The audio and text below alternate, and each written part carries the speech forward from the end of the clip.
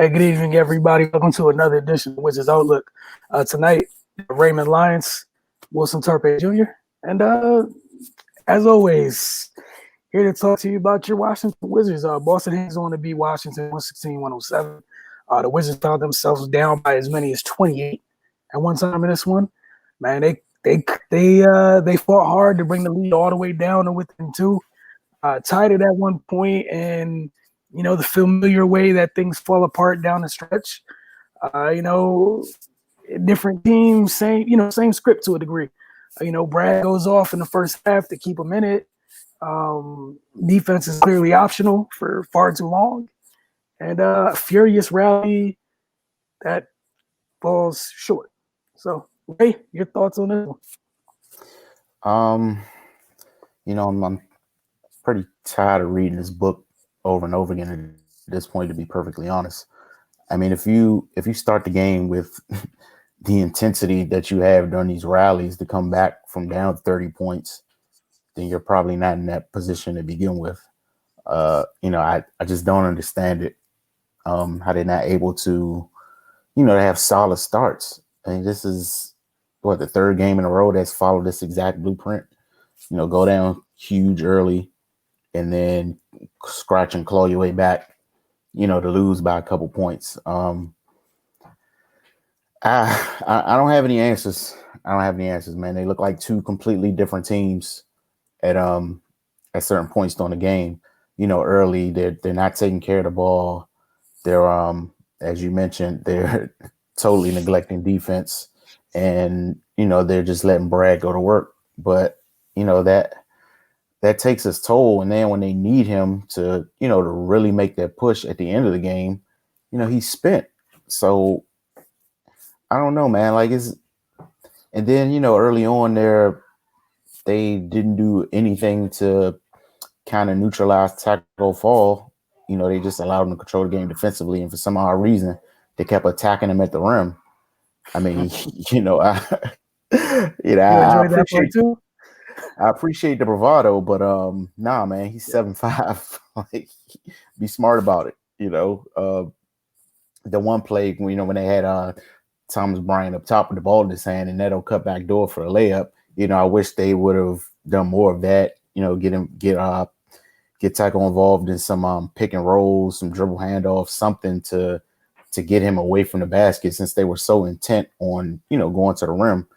But yeah, man, they got to start better, plain and simple. That's the only way they're going to win games. They're not a good enough team to, as is evident by the way these last few games have played out. They're not good enough to fall in these holes and then just count on themselves to come back. They'll get right there at the cusp, but you're not good enough to go down 30 points. Very few teams are. So they can't continue to make this a thing. If we want to praise them for their gallant effort to come back, then knock yourself out.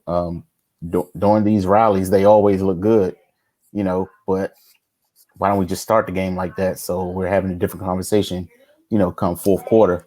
And then what happens is your room for error becomes that much smaller, while you're fighting back, and you get the game within 4, and Westbrook shoots a questionable 3 that barely hits the rim and then comes back with a turnover.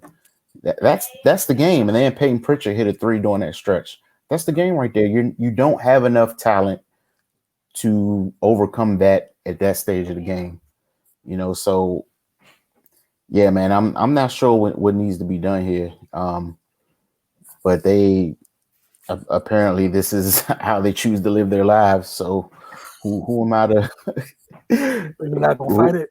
Who am I to tell them what's what, man? I'll just keep talking about it. But hopefully they understand that this is not the way to go for them. At this point, they're 2-7. The losses are piling up. And it's not getting any easier for them. So, I don't know what to tell you. I'm gonna try to, since you went full bad cop off the early. I'm gonna do something I don't regularly do and try to play good cop. This segment's gonna be pretty short, by the way. There's not too much good that happened. Garrison Matthews, I applaud him. He's the first dude who came in the game playing with a sense of urgency. Somebody looked like they was fighting, like, hey, look at me, please give me minutes. I'm doing everything you've been telling us to do. Like, I care on this end of the floor. He was hyperactive, got a bunch of deflections. He actually looked like he followed his man and stayed tied to him. So that stuck out to me because it was just weird. You know, you see Washington do it in little spurts. Doesn't happen too often. I'm gonna give Davies Bertans a little bit of credit tonight. He wasn't as seized defensively as he's been the past few games. There was effort there. He even had a block shot, or I think it probably just one block, but there was at least effort at the floor. So I give both of those guys credit. All right, so like I said, that's the good. Oh, Ish Smith. Brought a whole bunch of life with that second group that was in with Brad when they whittled down a 28-point lead in the third. Give those guys credit for their fight, but like you said, what's the point? Like, can I really give you a pat on the back if you had to fight like that just to end up losing anyways? Because why do you go into that hole? Like, you're letting, we're talking about Jaylen Brown and Jason Tatum. For the first half, everybody got clean catches. They were unbothered, no pressure. Marcus Smart's getting clean. Like, he felt super comfortable for most of this game. Saw Russ kind of really get into Jaylen Brown a little bit, but that was in the fourth already, which is way too late for it. And then this is something that's been irritating me so much. Like, obviously, we know fans, we hear the coaches, we hear the players talking. You can hear Scott Brooks scream move on the offensive end. I think it was, they made the run. It was Brad for the guys from the second unit. And then Brad came out, Russ came back in, and they went back to stand still.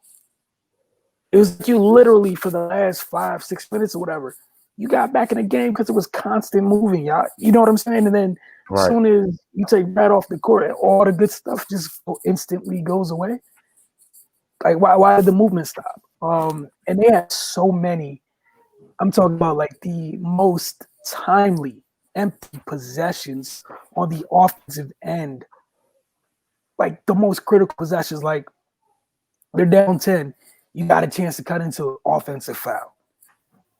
Set a basket, offensive foul. If you get 2 there, it's single digits. You get 3 there, that's even better, right? You get nothing.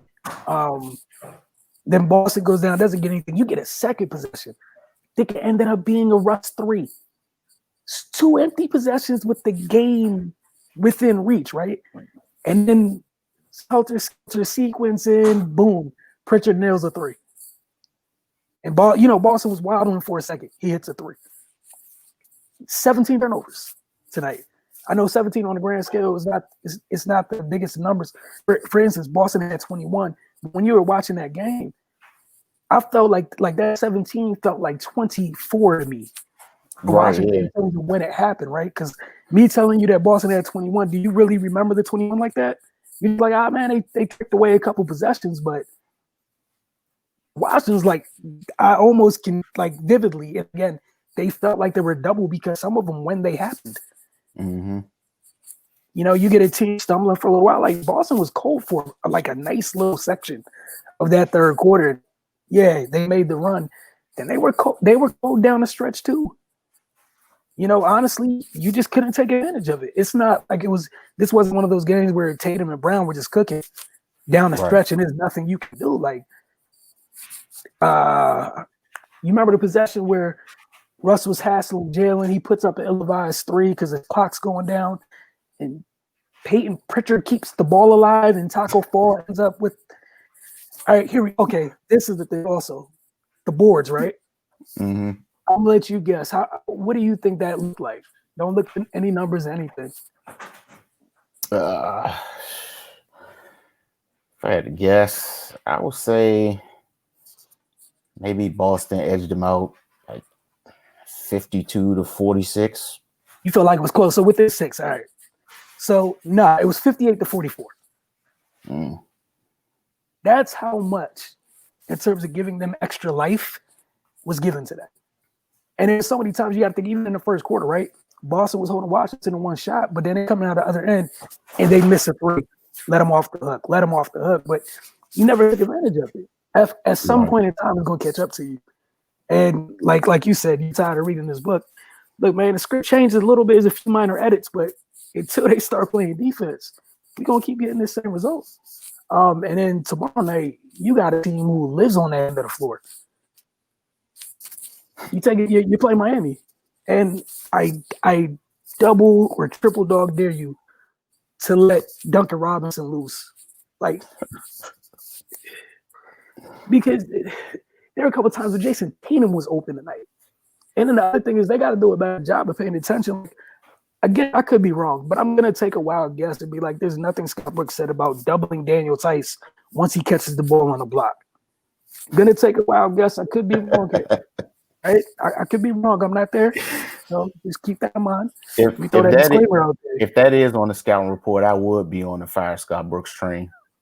I seriously doubt that was part of the plan.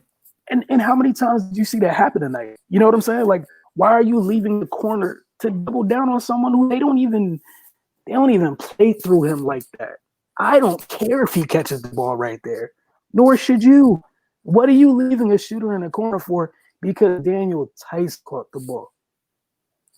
So what? If he scores, kudos to him.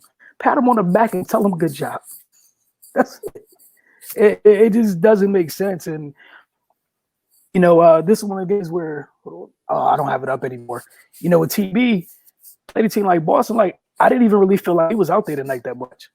And he's in I'll get it up, not that I want him, but he's been huge. Like, he's been a vital part, a big piece to this puzzle. Arguably been the second best player, second most consistent player on his team this season. Tonight was kind of like that first night where you were like, ATB, where were you? Mm-hmm. And this is the thing with this group. And it's sad because I don't want to rail on him, but, like, they can't even afford for him to not, like we saw tonight. They couldn't afford that tonight. Just him being out of it, him having an off game, they can't afford it from anybody almost. And I love the point you brought up earlier about Bill. Like, he's cooking, it's efficient, but you can't count on that for 4 quarters, man. But all right, if share your final thoughts and then just some quick thoughts as you look into Miami. I know we'll have a fire graphic up tomorrow, courtesy of Cardell as always. But, you know, your thoughts as they on to Miami. Like, it's just like we're not asking them to be perfect for entire games. Like, that's not what it is. Like, we're not asking for that team that climbs out of 30-point holes. We know they can't keep that up for 48 minutes. What we are asking is for that other stretch that you be at least a shadow of that team, because it makes your life so much easier, because we know you're capable of hitting that stride at some point in the game. You know, and if they only go down 17 instead of 28 and then they hit that second gear, they possibly take control of this game, you know, but they just dig themselves too far in the hole. And in regards to the match with Miami, I don't think it's going to be, if they get down early, they're going to stay down because Miami plays defense. I don't think they would. That's not a team that you're really going to be able to score in bunches like that against. And again, they've been having trouble identifying shooters. And like you said, if they let Hero and Robinson get those type of clean looks, it could be lights out early. You know, because if Miami gets up by 30 and with the way they play defense, that's going to be a problem. But yeah, man, hopefully they get it together, revisit some things and talk it out. So, you know, come tomorrow, it's not a bloodbath. All right, last but not least, when I was talking about the turnovers, just want to provide some numbers to provide the context in which I'm speaking. All right, so like we said in this game, Boston had 21 of those turnovers, had 21 turnovers. Washington had 17. All right, let's talk about like how all things are created equal, right? If I told you somebody had 21 turnovers, you would think that, you know, obviously they did worse than the team. The team that had the lower amount of turnovers fared better, right? All right, so Boston had 21 turnovers. Washington only scored 17 points off those 21 turnovers. Washington had 17 turnovers. Boston scored 36 points off those turnovers. Lord. You see what I'm saying? It's and that's the thing with some of the numbers. If you just glance at it, oh man, they took good care of the ball. Dog, if that 17 cost you 36, That's rough. sheesh, right? That's so that 17 cost you 36, and you couldn't even make their 21 be 21 or 22, 20, anything. It's just 17 off. The bench points, and again, to give credit to the bench outscored Boston's 30-26, which obviously is a great look. Points in the paint, those were tied at 44 apiece. 36 points off turnovers is a killer. I don't know another way to say that. That's a killer in a game where, again, it wasn't like Boston had their half-court offense flowing. This wasn't one of those nights where we're not going to see the fun highlights from Tatum and Brown tonight. Like, right. It wasn't one of those like, oh man, like some of their nights they get cooking. It's like, it's like a little commercial for almost like a freaking commercial for their law practice. Like Taylor, you know what I'm saying? Tatum and Brown, like they're really busy out here. Tonight wasn't even one of the nights. Like Taylor had 32, but it didn't feel like one of the nights. It didn't feel like one of the nights, one of the big nights typically has. And that would be my thing going forward is, and the turnovers are also one of the reasons that they fall behind in games too.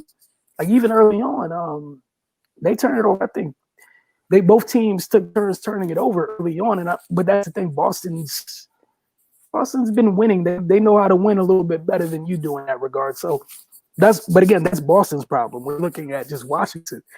You cannot, and then once you turn it over, it can't just automatically lead the points. That's something to keep an eye on going in tomorrow. Go ahead, though. No, I was just saying they did have a lot of live ball turnovers that led to fast breaks and easy finishes, and that's a killer because it gets the other team juices flowing. All right. Well, we want to thank you guys for hanging with us tonight. Again, follow us on social media, The Focus TV.